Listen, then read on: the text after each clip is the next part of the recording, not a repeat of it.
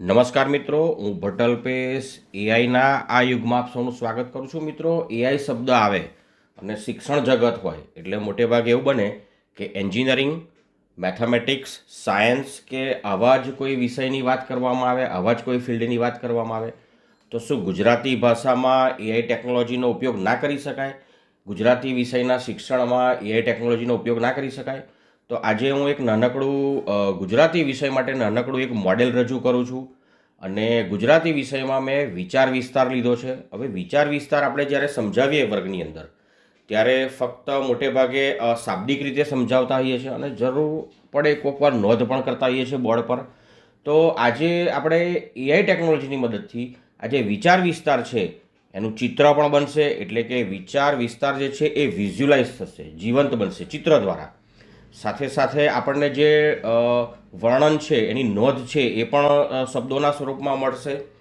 અને AI technology જે છે એટલે કે એઆઈ જે છે એ એનું વર્ણન પણ કરશે સરસ મજાના સ્વરમાં, પોતાના અવાજમાં. એટલે એક જ ટૂલ છે, એટલે 3 રીતે કામ કરશે. અવાજ પણ આવશે, ચિત્ર પણ આવશે, નોંધ પણ મળશે. એટલે આના પરિણામે શું થશે? શિક્ષણ કાર્ય ખૂબ જ અસરકારક બનશે. હા, આ મોડેલની અંદર થોડીક ખામીઓ હોઈ શકે છે, પણ તમે આને સુધારા સાથે આગળ લઈ જઈ શકો છો, જેથી વિદ્યાર્થીઓને ભવિષ્યમાં ખૂબ સારો શૈક્ષણિક અનુભવ મળી શકે. તો અહીં આગળ મિત્રો દ્રશ્ય, શ્રાવ્ય, વાંચન એમ ત્રણેય કૌશલ્યનો વિકાસ એક સાથે થશે, હું એવું માનું છું. ફરી તમને કહી દઉં કે તમે આની અંદર થોડા સુધારા વધારા કરી શકો છો. અને તમને ખાસ જણાવી દઉં, ગૂગલનું એક ખૂબ જ પાવરફુલ ટૂલ છે, શિક્ષકો માટે ભવિષ્યમાં ખૂબ જ ઉપયોગી થવાનું છે. દરેક શિક્ષક આનો ઉપયોગ કરતો હશે ભવિષ્યમાં. તો ચાલો આપણે આ ટૂલની મદદથી આ વિચાર વિસ્તારને એટલે કે ગુજરાતી ભાષાને સમજવાની કોશિશ કરીએ. આ માટે સૌથી પહેલાં હું ગૂગલ વેબ બ્રાઉઝર ઓપન કરીશ અને અહીંયા આગળ ગૂગલ એપ્સ છે એની પર ક્લિક કરીશ અને સ્ક્રોલ કરીને નોટબુક એલએમ જે છે એ શોધીશ અને એની પર હું ક્લિક કરીશ એટલે નોટબુક એલએમ જે છે એ ઓપન થઈ જશે. અને હવે હું નવી નોટબુક ક્રિએટ કરીશ. નવી નોટબુક ક્રિએટ કર્યા પછી હવે હું અહીંયા આગળ સોર્સ એડ કરીશ. તો હું અપલોડ સોર્સ કરીશ. તમે સોર્સ જે છે એ ગૂગલ ડ્રાઈવમાં સેવ કર્યો હોય તો પણ આની અંદર અપલોડ કરી શકો છો. કોઈ વેબસાઇટની લિંક પણ પેસ્ટ કરી શકો છો, યુટ્યુબની લિંક પણ પેસ્ટ કરી શકો છો. કોપીડ ટેક્સ્ટ જે છે એ પણ અપલોડ કરી શકો છો. તમારી પાસે ફોટોગ્રાફ છે એ ફોટોગ્રાફ હું અપલોડ કરવાનો છું. એટલે અહીંયા આગળ ડ્રેગ એન્ડ ડ્રોપ છે તો અહીં ચૂઝ કરીશ. મારા કમ્પ્યુટરની અંદર આ જે પીપીટી લખ્યું છે એ ફોલ્ડરમાં મેં એક ફોટોગ્રાફ સેવ કર્યો છે. વિચાર વિસ્તાર હું તમને બતાવું, જુઓ મિત્રો. આ રીતે ચિત્ર સ્વરૂપમાં છે, પિક્ચર ફોર્મેટમાં છે. હું એને સિલેક્ટ કરીશ અને ઓપન કરીશ એટલે ચિત્ર જે છે અહીંયા પસંદ થઈ ગયું છે, અપલોડ થઈ રહ્યું છે, જુઓ. હવે ચિત્રને એ એનાલાઇઝ કરશે, એનું પૃથ્થકરણ કરશે અને અહીંયા આગળ એની સમજ આવી ગઈ છે. અહીંયા ક્લિક કરીને તમે જોઈ શકો છો ચિત્ર તમારું અને એનું વર્ણન છે. હવે એઆઈ ટૂલનું આપણે કામ શરૂ કરીશું. તો હું અહીંયા આગળ સૌથી પહેલાં ઇન્ફોગ્રાફિક ચિત્ર બનાવવા માટે ઇન્ફોગ્રાફિક પર ક્લિક કરીશ એટલે ચિત્ર બનવા માંડશે. ચાલો આપણે આને મિનિમાઇઝ કરી દઈએ. એટલે જો આની પર ક્લિક કર્યું એટલે ચિત્ર બનવાનું શરૂ થઈ ગયું છે. એટલે કે તમારો જે વિચાર વિસ્તાર છે એનું કોઈ એક ચિત્ર બનશે. જેટલી વખત બનાવશો એટલી વખત નવા નવા ચિત્રો બનશે. એટલે તમને જે અનુકૂળ લાગે તમે રાખી શકો છો. નમૂનારૂપ હું એક જ ચિત્ર જનરેટ કરું છું. એવી જ રીતે મેં તમને કહ્યું કે મારે નોંધ પણ જોઈએ છે, આ વિચાર વિસ્તારની સમજ જોઈએ છે. તો અહીંયા રિપોર્ટ્સ છે, જુઓ. અહીં લખ્યું છે કે generate reports based on your source, એટલે કે એનો રિપોર્ટ, એની નોંધ તૈયાર થશે. કેવી નોંધ જોઈએ છે? બ્રીફિંગ જોઈએ છે, ટૂંકમાં લખાણ જોઈએ છે, સ્ટડી માટે જોઈએ છે, વેબસાઇટ પર મૂકવા માટે જોઈએ છે, કઈ રીતનું જોઈએ છે? તો હું અહીંયા આગળ બ્રીફિંગ ડોક્યુમેન્ટ પસંદ કરું છું. તમને અનુકૂળ હોય તમે પસંદ કરી શકો છો. તો મેં રિપોર્ટ જનરેટ કરવાનું શરૂ કરી દીધું છે, જુઓ. એ પણ રિપોર્ટ પણ જનરેટ થવાનું શરૂ થઈ ગયું છે. ત્રીજું, મારે અવાજ જોઈએ છે આનો. તો હું ઓડિયો ઓવરવ્યૂ પર ક્લિક કરીશ એટલે એઆઈ ટૂલ જે છે એનો અવાજ પણ બનાવશે. તો ત્રણેય જનરેટ થવાનું શરૂ થઈ ગયું છે. હવે આપણે રાહ જોઈશું. થોડી વાર પછી આપણે એને ઓપન કરીને જોઈશું તો આપણે જે પણ ત્રણેય સોર્સ જોઈએ છે મળી જશે. ચિત્ર તૈયાર થઈ ગયું છે, જુઓ મિત્રો. નોટ પણ તૈયાર થઈ ગઈ છે. ચાલો આ બને ત્યાં સુધી આપણે સૌથી પહેલાં ચિત્ર જોઈએ કે ભાઈ આ વિચાર વિસ્તારનું ચિત્ર કેવું બન્યું છે.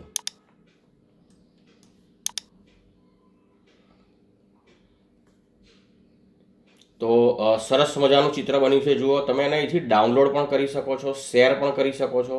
ચલો હું તમને ડાઉનલોડ કરી બતાવું. ચલો આપણે ડાઉનલોડ કરી લઈએ. હવે એને હું ઓપન કરીશ. આ ચિત્રને ઓપન કરીશું. ચલો ફૂલ સ્ક્રીન કરીએ. હવે આને સમજવાની કોશિશ કરીએ ચિત્રને કે આપણી જરૂરિયાત પ્રમાણેનું છે કે નહીં. તો વિચાર વિસ્તાર હતો એ પ્રમાણે અડગ મન અને સફળતાનો માર્ગ. જે વ્યક્તિનું મન અડગ છે એને સફળતાનો માર્ગ મળે છે. હવે કદી રસ્તો નથી જડતો. જેમનામાં દ્રઢતાનો અભાવ હોય છે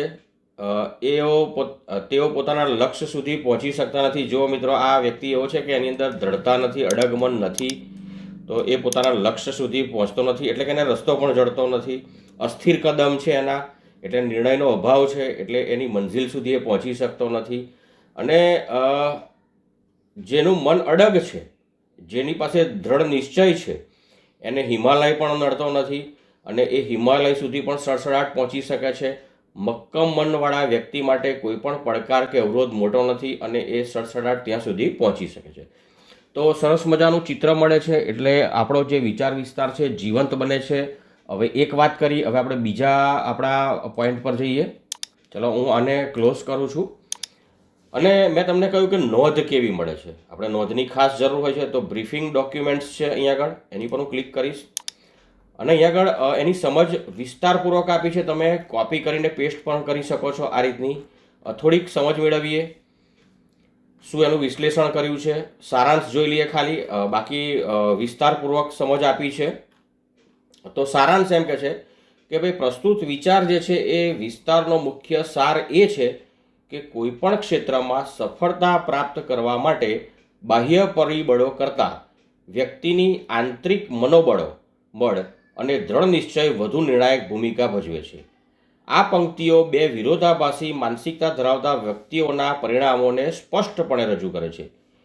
એક કે જે અસ્થિર અને અનિર્ણાયક છે, અને બીજો કે જે અડગ અને મક્કમ છે. ટૂંકમાં ખૂબ જ સરસ મજાનું વર્ણન કરેલું છે. ખૂબ સરળતાથી વિદ્યાર્થી સમજી શકે છે, શિક્ષક સમજાવી શકે છે. અને અહીંયા આગળ એનું જે વિશ્લેષણ છે એ પણ અદ્ભુત કરેલું છે. જુઓ, દરેક મુદ્દાની સરસ મજાની છણાવટ કરી છે અને પાછું ટેબલ ફોર્મેટમાં પણ આપ્યું છે. એનું તારણ આપેલું છે, એટલે છેલ્લે તારણની પણ તમે ચર્ચા કરી શકો છો. એટલે ખૂબ જ સરસ મજાની નોંધ આપી છે, આપણી કલ્પના કરતાં પણ વધુ સારી. અને હવે આપણે એક છેલ્લું જોવાનું છે આની અંદર, અવાજ. કે આનો અવાજ કેવો હશે. મિત્રો, આપણા વિચાર વિસ્તાર માટે સરસ મજાનો અવાજ તૈયાર છે. હવે આપણે એને સાંભળવાના છે. જોઈએ આની વોઇસ ક્વોલિટી કેવી છે, એના ભાવ કેવા છે. ચાલો હું અહીંથી પ્લે કરું છું એને. સદીઓ પછી પણ આજ કદમ અસ્થિર હો એને કદી રસ્તો નથી જડતો, અડગ મનના મુસાફરને હિમાલય પણ નથી નડતો. આપણે બધાએ કે સરળ લાગે છે અને જોશ પણ ભરી દે, પણ આજે આપણે એને જરા ખોલીને જોવાના છીએ, કારણ કે આ ખાલી કવિતા નથી. ના, આ તો એક આખું માનસિક મોડેલ છે. બરાબર. સફળતા અને નિષ્ફળતાનું આ બે લીટીમાં એવું તે શું છે જે સદીઓ પછી પણ આજના સોશિયલ મીડિયાના યુગમાં પણ એટલું જ સાચું લાગે છે? ચાલો આની ઊંડાણપૂર્વક ચર્ચા કરીએ. તો શરૂઆત કરીએ પહેલી પંક્તિથી, જે એક રીતે નિષ્ફળતાનું નિદાન કરે છે એમ કહી શકાય. હા, બરાબર. કદમ અસ્થિર હો એને કદી રસ્તો નથી જડતો. અહીં અસ્થિર કદમ એટલે શું? શું એનો મતલબ એટલો જ છે કે જે માણસ લથડિયા ખાય છે એ પડી જાય? મને નથી લાગતું કે વાત આટલી સીધી છે. ના ના, બિલકુલ નહીં. અને એ જ તો આ કવિતાની સુંદરતા છે. અસ્થિર કદમ એ કોઈ શારીરિક સ્થિતિ નથી, પણ એક શક્તિશાળી રૂપક છે માનસિક સ્થિતિનું. માનસિક સ્થિતિનું? હા, એનો સીધો સંબંધ છે આપણા વિચારો, આપણા નિર્ણયો અને આપણી પ્રતિબદ્ધતા સાથે. અસ્થિર કદમ એટલે મતલબ મનમાં રહેલી શંકા, દિશાની અસ્પષ્ટતા અને એક નિર્ણય પર ટકી ન રહેવાની વૃત્તિ. ઓકે. જે વ્યક્તિ આજે એક કામ શરૂ કરે અને કાલે એને લાગે કે નાના, પેલા કામમાં વધારે મજા હતી, પરમ દિવસે વળી ત્રીજો જ વિચાર આવે, એના કદમ અસ્થિર કહેવાય. એટલે એને યાત્રા શરૂ તો કરી છે. હા, શરૂ કરી છે, પણ એનું મન એક સાથે 10 અલગ અલગ રસ્તાઓ પર ભટકી રહ્યું છે.